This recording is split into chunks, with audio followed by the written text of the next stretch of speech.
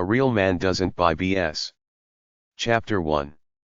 A real man is not a brainwashed one-dimensional mook. How men think in general. Men are from Mars, women are from Venus was a great gimmick, but it's a lie because only one chromosome separates our DNA. Our Creator didn't create women to have all the emotional smarts and men to have none. Men are conditioned to keep it all in and not show it, but I know that I'm as sensitive as any woman. Just watch any guy with his pet. He's as loving as anyone can be. A guy is primarily motivated by two things. His self-perception of himself as a cool, masculine dude. If he doesn't earn his self-respect through what he does to feel like a real man, he'll resort to being a jerk and trying to control and hurt his wife and kids in order to fill the void for not feeling like real man. Men are about function and achievement, to do their job and keep nuts and bolts things running smoothly. Women don't understand that a guy spends 90% of his time on those two things above plus his sexual fantasies. If you think he's thinking about you, you're at the bottom of his list because he already told you he loves you and figures you should. You understand that he does and leave him alone to worry about his job and his car. If a guy is not in a talkative mood, it's probably not because of you. It's because he's worried about his job or money. Most guys give more love to their dog than to their woman. They assume that they told you they love you, so that's it. Case closed. Most men masturbate more than they have sex with their woman because it's convenient, plus it's a hassle to initiate and be romantic to possibly be rejected or not be able to get it up. Men don't want to psychobabblize stuff. They'd rather ignore tension and hope you're in a better mood tomorrow. If a guy likes you, he doesn't care about your hair length, color, your clothes, etc. He likes you for you. The way to get a guy's attention is to be nice and gentle with him. Talk in a soft voice. Guys work hard. They don't want the woman to spend money frivolously. Guys don't want a girl who is too vain, always asking how do I look. A guy will do nice things for you when you're nice to him. If the girl acts masculine, in control, like she doesn't need the guy, many guys feel she's cold. This is why the alpha females are either alone or with wimpy guys. If a girl makes a guy wait on a date when he comes to pick her up, to him it's disrespect. Do it 3 times and he'll probably break up. A girl smoking cigarettes tells me she's stupid to ruin her health to look cool and to think that smoking keeps her weight down. If a guy is used once by a girl, he'll be suspicious of ulterior motives in other girls he meets. Guys are afraid of being heartbroken as much as girls are. I don't like strong, bitchy girls. Some psychobablists say guys like the challenge. I don't. I just want to be with a nice girl without the drama. I generally won't argue. I'll just leave and won't come back. If you cook for a guy, he sees that as love. If you don't apologize for doing something rude to him, he'll think you're not so hot and consider leaving you. He doesn't really want to analyze what you're thinking. He prefers watching what you do. To me, too much fashion crosses a line into vanity. It's wrong to do frivolous things to the extreme while children are starving somewhere. This is how guys think, to be practical and not a dandy. Don't tease a guy for thinning hair. Guys hate that. Guys don't need to talk about all the dull stuff they did at work. Guys want to feel appreciated. Guys don't want to be mothered, told what to do when they don't ask for help. Guys won't make a move to a girl unless they get clear signals several times. Being respected is more important to a guy than being loved. Never attack his sense of masculinity. To a guy, a girl gaining weight is human weakness and disgusting. A guy can read you by your tone of voice. If you blow off a guy's compliments, he'll quickly stop them. A guy speaks through his actions. Guys don't like to argue. Telling a guy how to dress is treating him with disrespect. Don't ever try to humiliate or criticize your man in public. It's unforgivable to attack his ego in front of others. If you put yourself down like saying I'm too fat, the guy is thinking, shut up, do something about it then. A guy fantasizes about sex with random women every day. Guys can't accept cheating as much as a woman can't. To a guy, his relationship comes after work and self-respect as a tough, masculine guy. Guys can only take so much bull before they lash out. Alpha manhood. My dick is bigger than your dick. A strong guy is a guy who is independent. He doesn't need other people but enjoys being sociable, loving and friendly. He doesn't need other people to build him up. He doesn't need to go looking for a sense of identity. He can control his emotions. He can keep his anger inside. He pays his own way, does his own thing. He lives by his true nature by releasing the natural energy his creator endowed him with. He's courteous and non-assuming out in public but he doesn't bend for assholes. He lives by soul not ego. He doesn't care what other people think one way or another. Biologically, alpha males evolved as the strongest, fittest guy around who got to breed with the chicks while the other males had to sit back and be happy being gutless wimps subservient to him not getting any pussy. Nowadays this concept has been twisted somewhat. First you got my view, which is that the alpha male is the guy who lives his own life and does his own thing uninfluenced by the world around him. He lives for his own originality and inspiration. Then you got the capitalists and the psychobablists trying to define the alpha male as modern-day material success, the bureaucratic type guy who gets to the top of the corporate ladder or runs his own business, the guy on the cover of Forbes magazine. But the thing is that these guys are all pale, nerdy-looking clones playing the game of the system rather than their own games. In a primal sense, Bill Gates or Warren Buffett are not alpha males because they are not healthy, vital nor inspired in an intense, original way. They're system clones, buying and selling stuff, big deal. What kind of power does that give you if you have no physical strength or presence, no looks to attract chicks or no free-spirited adventure about life? This is the brainwashed level most men in society are at, trying to reach the level of status as defined by their culture rather than living their own lives by their own standards and saying screw that phony status crap out there. This is kinda like some nerdy guy driving around in an expensive car trying to look cool but he's still a nerd despite the outer dressing.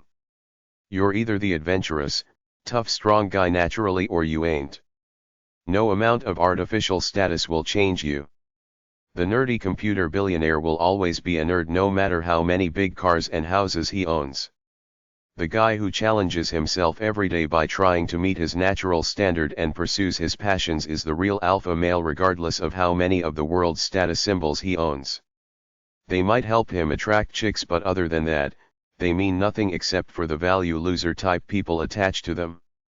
This second phony type of alpha male based on the status standards of the group is the guy whose ego is tied up with beating other men at everything, even trivial things that don't matter like a game of chess, how much money he makes, how loud his car stereo is, how purebred and big his dog is, how many women he supposedly vanquished, etc.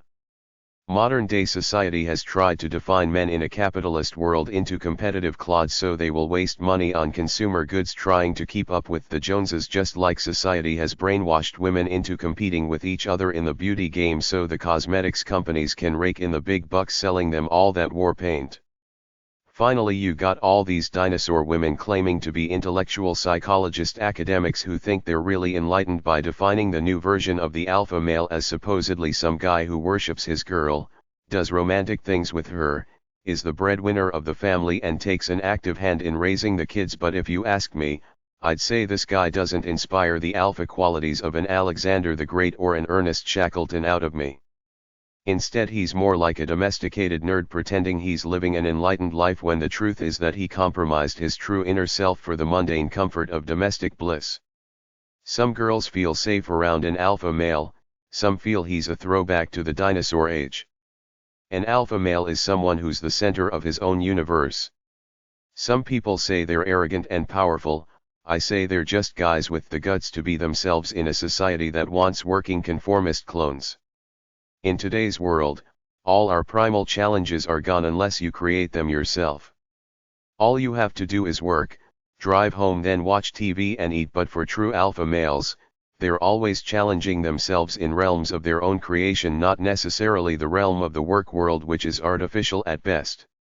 An alpha male does some kind of regular intense physical activities, does his own thing to earn his cash and is a hunter in the adventurous sense of the word, looking to appease his natural drives all the time indiscriminately with anything that makes him feel good. There are different definitions of the alpha male. Because society wants dull conformists, they've tried to redefine the primal definition of the alpha male into some nerdy guy who might be president of some company or some politician, but I say this is artificial, a function of the closed system he's in. A true alpha male is primally pure, to live true to himself, to release all his primal physical, creative, and sexual energy freely. It's the freewheeling, swashbuckling guy doing his own thing and laughing with it, unfazed by anything but to live a good ride of life. The true alpha male doesn't have to wear a suit, a Rolex, or drive an expensive car to try to show the world he's powerful. He's powerful within himself by controlling his own life and pursuing his own destiny without giving in to that phony front of power created by the capitalist corporate world, the nerd with the suit driving his Mercedes talking on his cell phone. This is supposedly the definition of alpha male according to the corporate structure, but it's really a conformist brainwashed by the system to pursue an artificial lifestyle and be something he's not. Alpha males don't have to be competitive with other guys, they just have to be cool within themselves and strive to live great lives. In fact, the most dominant alpha males minimize contact with the weaker, submissive ones because they have nothing to prove nor the ego problems weak men have, so they know it's best to stay away from the weak ones so they don't have to deal with all those young punks trying to prove themselves by trying to get in his face to check him out, take pot shots, test him and possibly challenge him. You can see this all the time in any situation where there are men, like a public gym, at work, or a nightclub. To me, the alpha male is the man standing in front of you looking strong, vibrant, and healthy with a great mind, not the bureaucrat who might happen to own a company, be a politician, a famous so-called celebrity. Despite these titles given these guys by the outside world, the test is how true do you feel to your nature. Weak men are always competing with each other on a silent level to try to feel dominant, to achieve alpha male status for themselves, even if just for a moment. A lot of guys want to drive the biggest, fanciest car, be top man in rank, want guys to move out of their way when they walk down the street, want to tell the best jokes, be with the prettiest women, have the most money, the most toys, be the most handsome and muscular, etc. But if you're consciously doing these things to upstage other guys, you're all wrong, you're not alpha. It's not the suit you wear or the car you drive, it's how much testosterone you use up day by doing intense challenging things and having great experiences along the way. Alpha males naturally attract women by looking strong, fit, and interesting. It's the guy who's living out the basic, primal action of his life day by day. A true alpha male might be gentle to a girl of his own free will, but she doesn't have him wrapped around her little finger as she'd like to think. Real alphas answer to no one, particularly with all that psychobabble crap these women are writing trying to manipulate men to be something they're not. A real alpha male is the guy who lives out his primal energy day after day, not listening to anyone but himself, not allowing himself to be brainwashed by all the crap out there trying to define what it takes to be a man. If he decides to be a family man, he will of his own free will. He won't be a domesticated nerd answering every whim his woman wants. He will have his own life separate from her world, living by his intuitive standard, answering to no one but him. It takes guts to be yourself and know yourself, that's the true challenge of life and the definition of an alpha male. The alpha male reminds me of the casual free guy who openly lives for the exploration and pleasure of all facets of life, but he's not interested in hurting or using people, he just wants to live a great life unbothered by the world. Life is just a ride of experiences, live them out, live out what's truly in your soul no matter what, like some of the great minds and great adventurers of the past, ranging from Columbus to Da Vinci to Shackleton, the polar explorer. They simply live to be themselves regardless of anything else on the planet, and unlike most men who get domesticated and beaten down by the world, alpha males get to win the game of life by living it their way. Because society is in the business of domesticating men and turning them into passive consumer working family clones, They have to put down alpha males, so you will see the so-called mental health industry saying that alpha males are nonconformists, rebels, misfits, psychopaths or something like that, simply because they don't fit into the conventional mold and don't want the responsibilities of life as defined by the system. So because they can't tame them, they reject them and brand them as undesirables. Perhaps the most poignant criticism I've ever seen against alpha males is the 1983 book The Peter Pan Syndrome by Dan Kiley, a negative look at what he calls men who have never grown up, or more clearly men who refuse to play society's game and choose to live their own lives. But Kiley, being the system psychology clone, has to toe the company line, so he says free-spirited alpha types are basically empty, selfish, irresponsible, lonely, anxious, sexist, self-centered, narcissistic, non-conformist, socially deviant people who have never been loved, and they're trying to overcompensate for a lack of love from childhood or something like that by being these crazy misfits. It's the system's way of trying to reject people who don't fit into the mold, mavericks or misfits, take your pick. The only thing you really own in life is your thoughts, your body, your time, and your soul. You've got two choices: be a clone or an alpha male. The clones are the types who get married, work a dull job and settle down. Alpha males might get married, but they're generally more interested in life for life's sake. Alpha males under 40 might make good boyfriends who live in a different house, or casual lovers, but that's as far as it goes. A lot of girls are attracted to the alpha male type but don't expect strong or long commitments from them. They're into living life way more than they're interested in a domestic family scene. Sometimes alpha males get a lot of their living out of their system and consciously decide to settle down and raise a family. These guys probably make the best family men because they've got nothing to prove anymore to the world nor to themselves. If you can find one of these guys, you will have a good man, a tough worldly guy ready to commit to one woman. Generally, this doesn't happen before 40 or 45 years old, when a man has explored his life, knows what's real, and maybe wants to throw the dice with the love game, but certain habits die hard. They have an independent streak that no one will ever penetrate, nor do they want anyone to. My life is the unending quest for all manner of altered states to keep me feeling transcendent as much as I can. It's not love or career or anything that one-dimensional. It has to be everything and anything in freedom all the time. I personally think that people shouldn't marry before 30 anyway, just to get a chance to explore their lives and learn about themselves, even boring clones, but it will never happen. People will continue to marry way too young and destroy themselves working for the man, all in an unconscious effort to be successful as defined by society. The paradox of male pride. People are sociable. Beyond survival, much of what we do is to enjoy the intimate company of others. People love to touch and be touched because it feels good. This is a part of the love bond, but another part is our almost unique ability to have sex whenever we want, unlike other animals who have it only when they're in heat, that is, when their hormones are surging.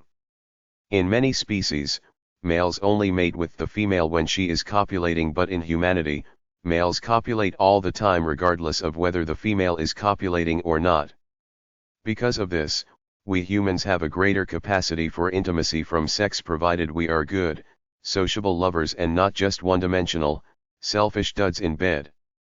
This loving bond, the comfortable feeling of attachment someone feels with another human being, seems to be what we're all looking for as adults as we leave our families of youth and go off on our own, a mate to share our lives with.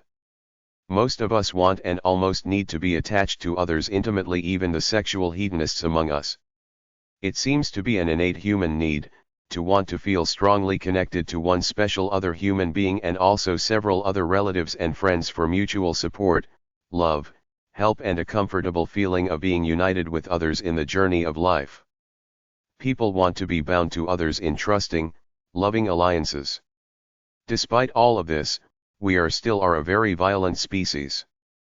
I tend to think that nature or God played a trick on men by giving them the ability to have sex whenever they want, which means that they have high levels of testosterone all the time, which also means that violent and aggressive thoughts and actions are right up there beside the sexual need. A lot of men, but not all, have a power/ego thing where they have to feel within themselves that they're superior to others, have to control every situation they're in. Some women are like this too, and have to feel that they are the dominant force in the room wherever they happen to be. In my opinion, it's fine to think you're superior to others as long as you live and let live. You can think you're superior all you want and live in your own little bubble, but the second you cross the line and start bugging other people and trying to control them is the second you fail as a human being, and there is no shortage of failed human beings on the planet. For some men, this ego need for dominant status supersedes all and is easily the major cause of most human destruction and man's inhumanity to man throughout history. Men are territorial by nature. They carve out a piece of territory for themselves, and if someone enters without an invitation, they see red. They fight other men as individuals for superiority, kind of like the old alpha male complex. Groups fight groups and countries fight countries. Women even fight each other in subtle ways. It's not hand-to-hand combat, but they silently compete on the beauty and status scales as to who's the superior, preppy, trendy, beautiful one in the room. Even though men still beat on each other with guns and fists, a lot of their modern-day fighting is less violent than before, but still there nevertheless, people competing at work for promotions, market share, trying to look better, dress better, drive a bigger car than the next guy, etc. All these things lead me to conclude that man is a paradox of love, hate, superiority, cooperation, competition and solitude. He wants some love, so he tries to develop a family life at home for that, yet out in the workplace, he often has to fight, claw and compete to make a good living. Then there's the male ego, with every man wanting to be the lone alpha male on top of the heap, through which none may penetrate, not even women, because they don't understand a man's need for self-respect regarding his masculinity, his need to feel tough, independent, superior, and dominant. I'll admit it. I'm a walking contradiction. I want love, but I also have a big ego.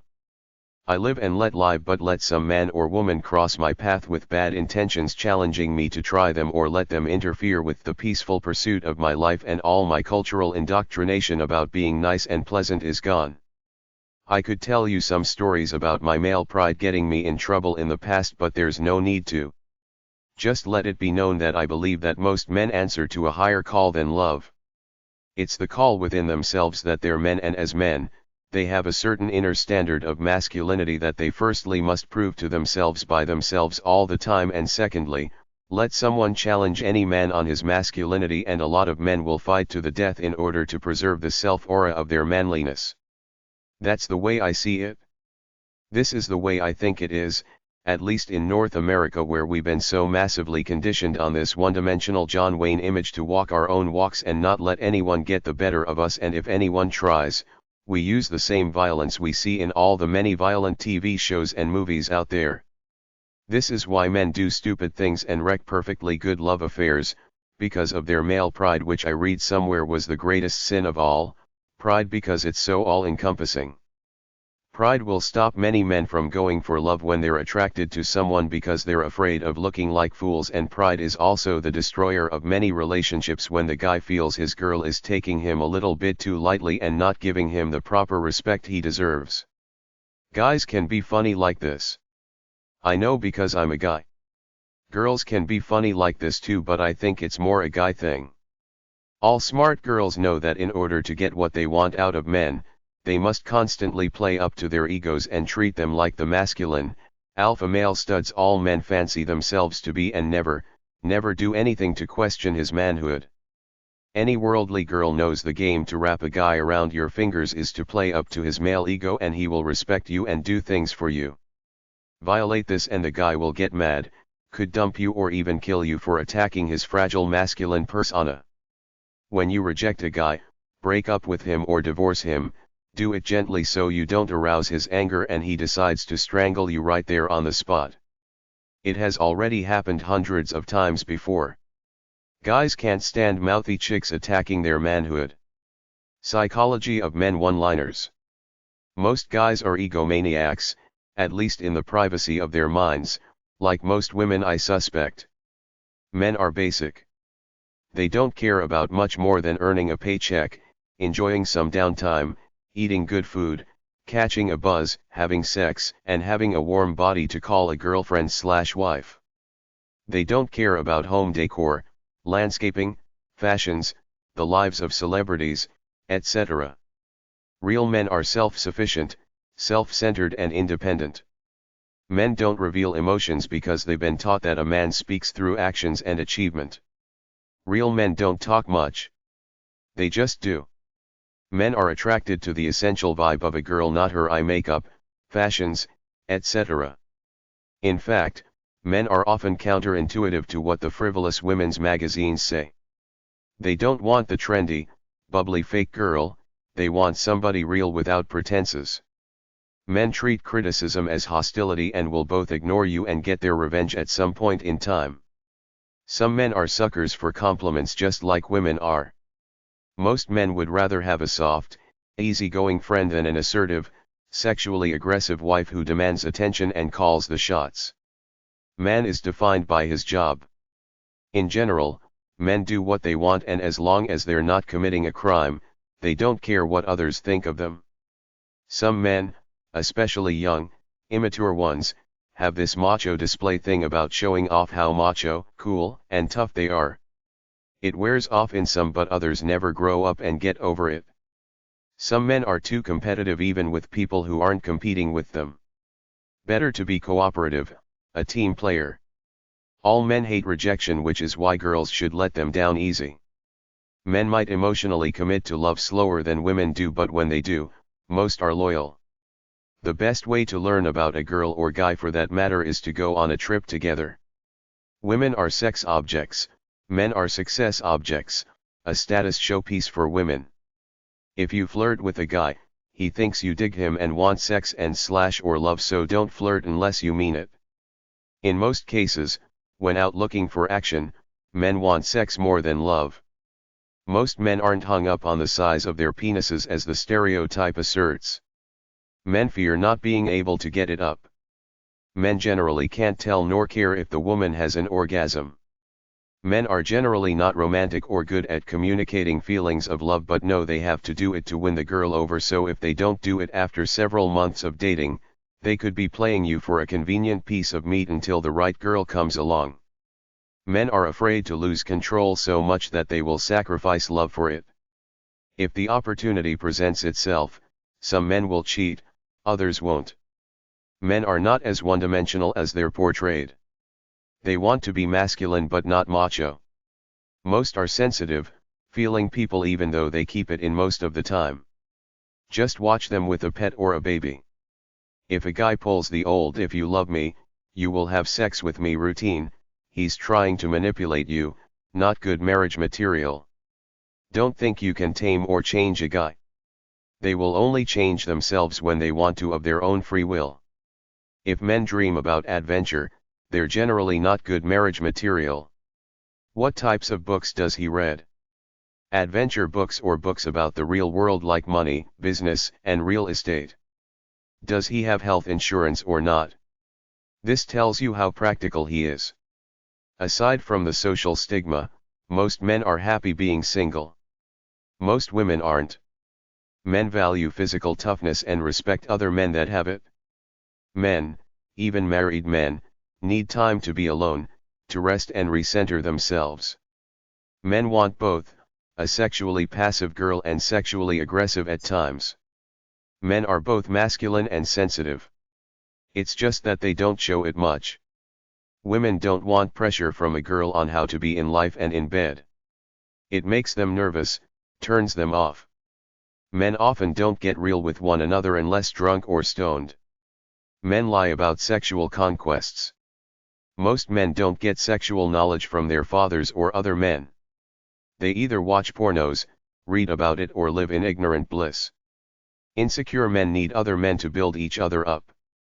Men want to feel and be told they're good lovers. Ordinary Joe is not really sure of himself sexually, but he knows a good lover is a healthy mix sensitivity and aggression. Men are sometimes controlled by lust. When the penis gets guard and the feeling hits, it leads them to do stupid, violent, and illegal things sometimes, so don't entice men lest you bring them to such a boil they do something you don't want done to you. Most men can handle women being equal and wants her to use that equality to be more sexually forward, but not enough that she scares him. Overall, men like women, want to feel like they control the world. The regular guy wants to do the right thing but wants to enjoy his life without being too deep, which is why a lot of them turn off when they come across some sexy feminist bitch. The hassle and the attitude are not worth it. Books about the psychology of men are at #305.3139 or HQ 800 to HQ 1100 at the library.